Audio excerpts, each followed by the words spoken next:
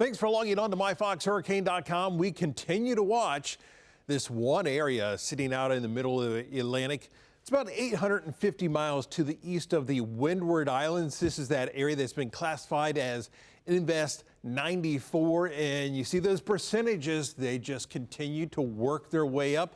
Now an 80% chance over the next 7 days, and really 80% over the next couple of days as well. And the reason why, this is showing more and more signs of organization. You're starting to see more and more clusters of thunderstorm activity with this. This is just a broad area of low pressure. Hurricane reconnaissance plane, they may eventually fly out to this system to really get a better idea of exactly what is going on. But really all signs are pointing to that this is eventually going to organize, become our next depression, potentially even a tropical storm. Here's another view of this so you can just kind of get your bearings of where this is. And the computer models have been pretty consistent on that westward track. And then eventually, as it reaches these islands, starting to turn more towards the north. Really about the big key to this is going to be, as it's working its way towards these islands, is it a bunch of rain? Or is it something stronger than that? And I say that because the models, many of the models, they're really cluing in or keying in on this idea that it's going to strengthen and then it's going to weaken just as it reaches these islands.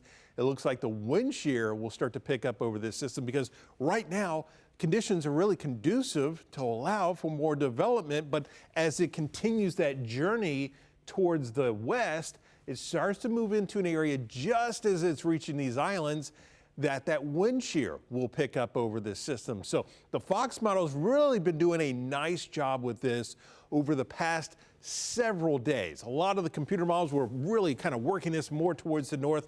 Fox model's been just kind of locked in on keeping it more on that western track, developing this system and then starting to weaken it. And that's the trend that we continue to see with this, and we're seeing more of the computer models coming on with that same idea. So watch as we go through time here. You're seeing more and more strengthening, more organization. Here we are tomorrow afternoon. We could be talking about a tropical depression, potentially even a tropical storm if the model holds true. The idea is we're going to see some more organization with this as we go through the next day or two. But then you see what happens just as it's reaching these islands. It starts to really weaken and open up, and not a broad or a very tightly clustered system. You see it open up. It's not necessarily even a closed low. It looks like as we head through the weekend, might be, but it certainly is much weaker.